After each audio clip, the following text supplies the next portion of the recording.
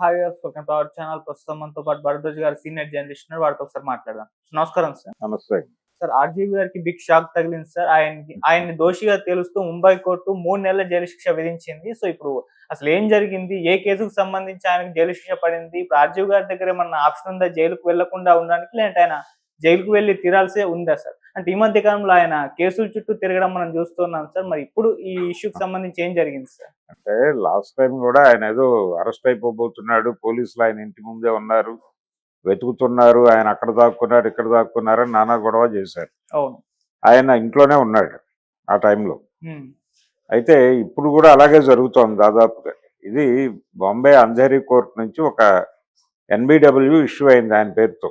ఉమ్, ఈ NBW issue అవటాన్ని ఆయనకు jail శిక్ష విధించినట్టుగా మాట్లాడేస్తున్నారు అందరూ, అలాగే ప్రచారం చేస్తున్నారు.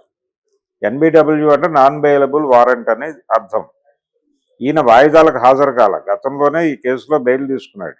ఉమ్, ఇది ఒక check bounce case. Check bounce ఎవరికో చెక్ ఇచ్చారు ఒక సినిమా సందర్భంగా. ఒక ప్రొడ్యూసర్కి ఈయన తరఫు ఈయన ఇస్తున్నట్టుగా ఇచ్చాడు. యాక్చువల్గా అది ప్రొడ్యూసర్ రెస్పాన్సిబిలిటీ. ఈ కేసులో ఆయన ఆల్రెడీ బెయిల్ తీసుకున్నాడు గతంలో, వర్మ గారు ఉమ్, బెయిల్ తీసుకున్నాడు. ఆ తర్వాత ఆ కేసుకి ఆయన వాయిదాలకు వెళ్ళాల.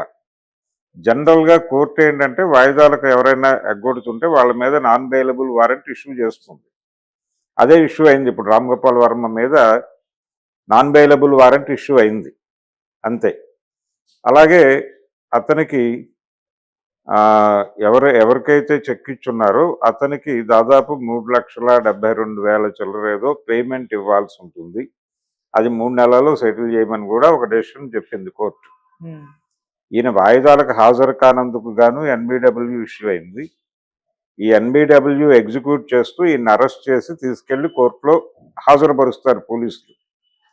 ఈ ఎన్బిడబ్ల్యూ ప్రకారం ఈయన అరెస్టు కావాలనేమీ లేదు. ఈయన తప్పుకుని కోర్టుకు వెళ్ళి వీళ్ళ తరఫున డిఫెన్స్ లాయర్లు ఆర్గ్యూ చేసి ఆయన్ని మేము కోర్టుకు తీసుకొస్తాము అని చెప్పి తీసుకెళ్లి సరెండర్ చేయొచ్చు.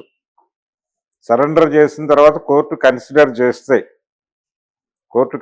చేస్తే గనక, అంటే ఏ కారణాల చేత ఇతను వాయిదాలకు రాలేకపోయాడు అనేది వీళ్ళు ప్రాపర్గా ఎస్టాబ్లిష్ చేస్తే కోర్టు కన్సిడర్ చేస్తే ఇతను అరెస్టు, జైలుకి వెళ్ళే పరిస్థితి ఉండదు. అరెస్టు వేరు, జైలుకి పంపించడం వేరు.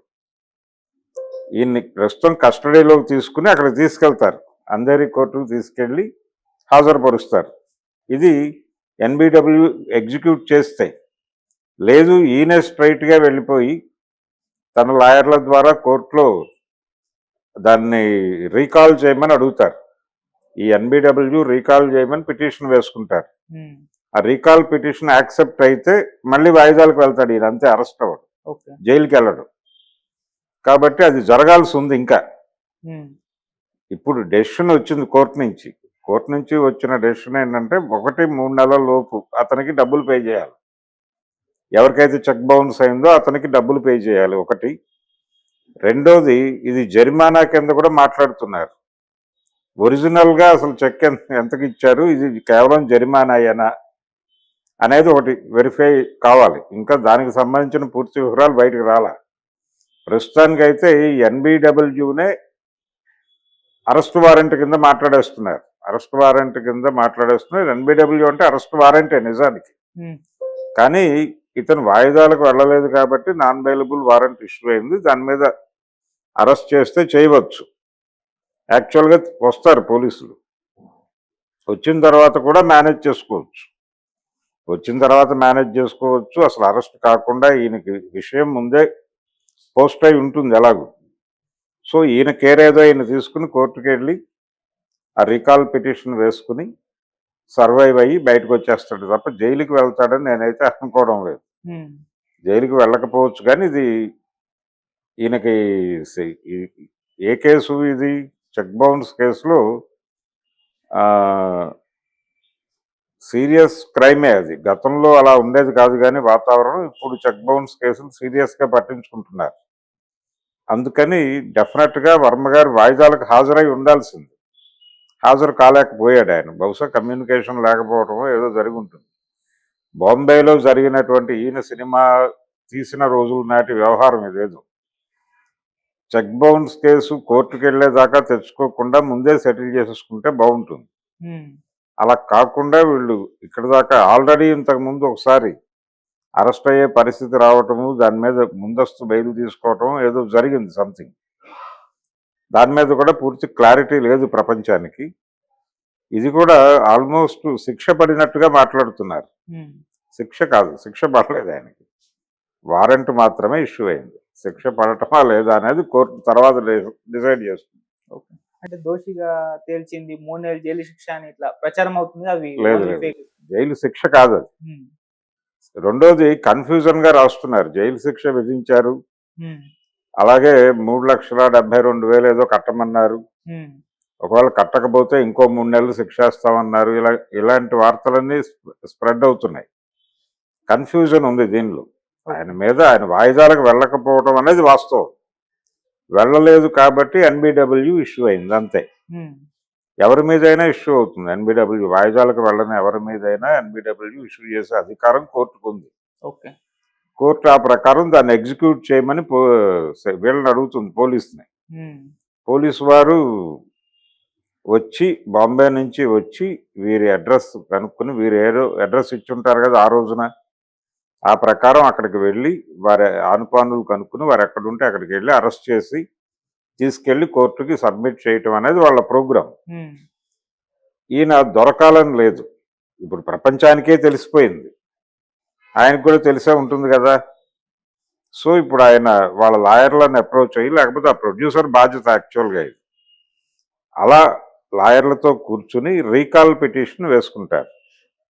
ఆ రీకాల్ పిటిషన్ కోర్టు అడ్మిట్ చేస్తే ఆయన్ని లోపలికి పిలుస్తారు, మందలింపు జరుగుతుంది.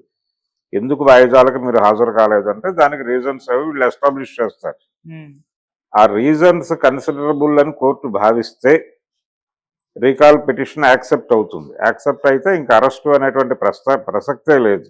ఉమ్.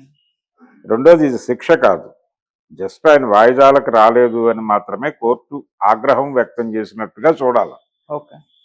అది విషయం.